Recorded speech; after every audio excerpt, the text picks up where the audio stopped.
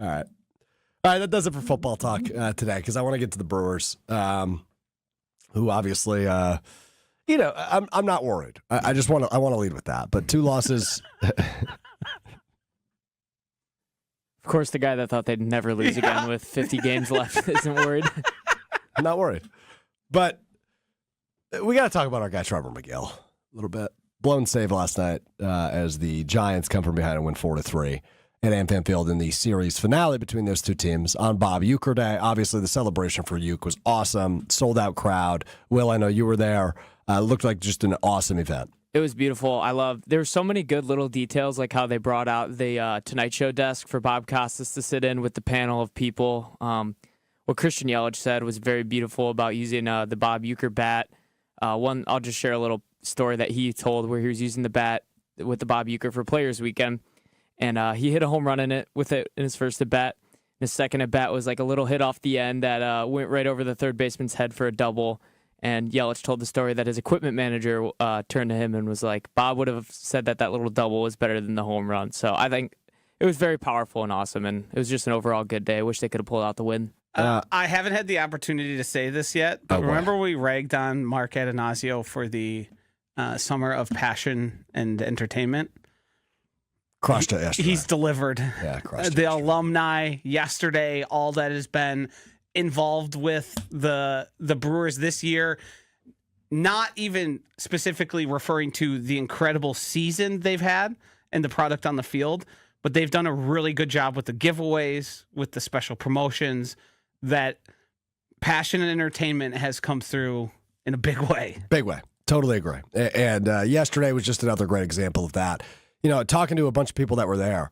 So this was a 1:10 start. The game started 24 hours ago right now. It actually was delayed a little bit. I was going to say, it didn't start on time. Did not start on time, but it was a 1:10 first pitch. That's what it was scheduled for.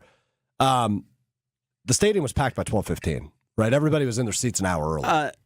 I-94 was basically unusable heading into Milwaukee because people at 9:30 were trying to get in to the parking lot and were being allowed in because of the early, and people were there early and ready to go. Which is awesome. Really cool day over at AmFam Field. But as for the baseball, not so cool. Trevor McGill, another blown save. He has not been on his A game the last 2 weeks. I want to react. This is a guy who is teetering on very nervous. I'm not nervous. I don't want to react. But frequently when I'm not nervous, I say I'm not nervous. Crazy how fast they switch up. But can I just float the idea of how good Abner Uribe's been and say maybe we should flip him for a week? Abner struggled a little bit yesterday too, though. He got out of there. Did you see get out of it. You see a shimmy when he walked off the field? Very cool. Yeah. McGregor-esque. Yes, McGregor-esque indeed. So I find myself in a rather precarious situation here. Ooh, I like this. You agree with me? No. Oh. No. I, as somebody who was talking about regression and got yelled at for regression, we're experiencing that said regression. I think a guy like Trevor McGill will ultimately end up being fine. I think he has the season. There's enough of the season has gone by that clearly the guy is better than he was given credit for, and why he was an option to become 100% a member of the Brewers. Yep, 100%. But guys like Trevor McGill and guys like some of the hitters in the lineup are going to have fluctuating stretches. Uh-huh. And the 14-game win streak was great. Sure was.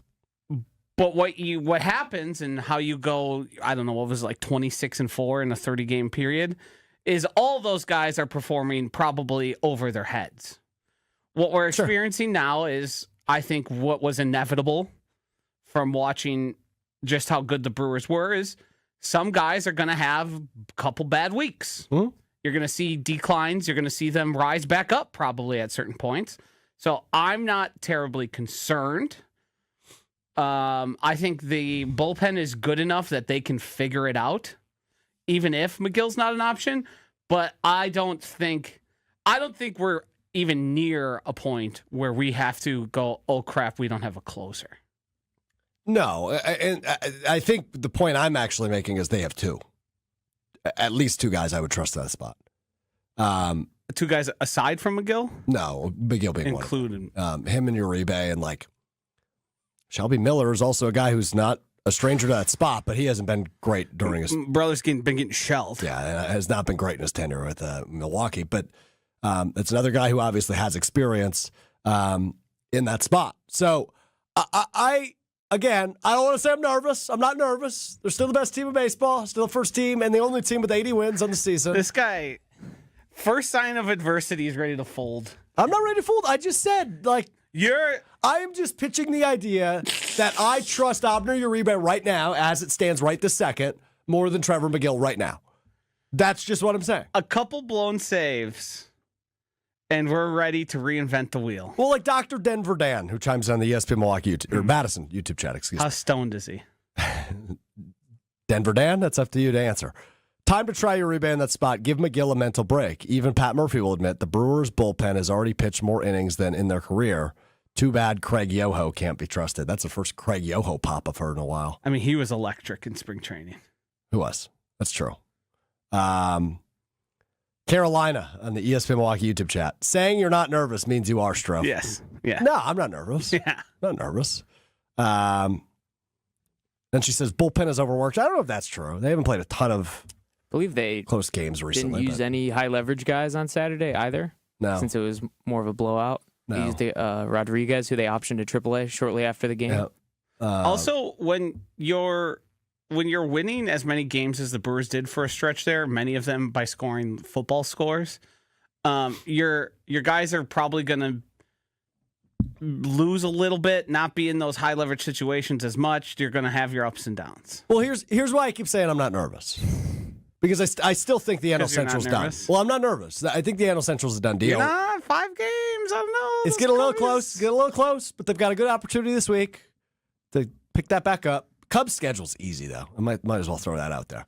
But Brewers are fine. They're going to win the NL Central. I just want to throw out the idea. I love Abner Uribe. I would like to see the McGregor walk in the 9th inning. That's all I'm saying. We're hardly a week removed from Jen and Chewy going back and forth to see who's going to be more right about how many games the Brewers lost in the month of August. For either of them to be right, the Brewers need to win the next 7. Dr. Denver Dan chimes back in to answer Josh's question. I stay operationally high, buddy, from 5 to bedtime at night, all day Saturday and Sunday. The dude abides. Pat on the back to me for recognizing a guy named Dr. Denver Dan is a guy who's operationally stoned at all times. Operationally stoned. What a workaround by him, too. That's good. That's good. Chef Ed says, Strouf, they'll go out another streak soon and the lead will reach double digits. You're cooking with Chef Ed. Yeah, I mean, I tend to agree with that. This is not a You think they're going to win another double-digit win streak? No, he's talking about the lead in the NL Central, which is currently 5 games. Gotcha. But their schedule is not easy. They get 4 games with Arizona this week at AmFam, but then they go to Toronto, who's very good. Then they host Philadelphia, who's very good. And then you get a break, and September kicks up. Pittsburgh, Texas, St. Louis, the Angels, St. Louis again. And then the Padres and the Reds end the series or end the season a little over a month from right now. So you want to know my prediction? Yes. We're going to be having this conversation again. The McGill conversation? No, I'm not nervous, but here's all the reasons why I potentially could be nervous. No, there's 31 games over 500. They've got a 5-game lead in the NL Central. They get the best record in baseball. Okay, I don't want you to get it twisted because it sounds like you're getting it twisted. Don't get it twisted. Okay? I'm not worried, but I am floating the idea of making a change. That's it. All I'm going to say is I'm not going to say I was right. But when I was talking about all this and the highs that we were experiencing, I feel like maybe I was trying to prepare you for what you're experiencing now. Losing 6 of the last 9? Yes. Okay. And the fluctuations of a baseball season and how we can overreact. Now, I don't think the Brewers are going to overreact. I think if they think that's the right move to give McGill an extra day, or just flip them in terms of. But I don't know if you want your closer then pitching in the 8th inning. That brings up you would kind of just have to put them on the shelf. I don't know if they're going to have that luxury based on how their starters, how long they end up going, all that. I mean, you just have to. It's based on who gets the most work and who's available. Mm-hmm. But this is a baseball season. It's a baseball season, no doubt about that. And I know it felt like an impossibility to lose 6 of your last 9, but even the best teams in baseball do that. That's true. Yeah, it's baseball. We heard from Christian Yelich last week. He had that amazing quote. I don't care.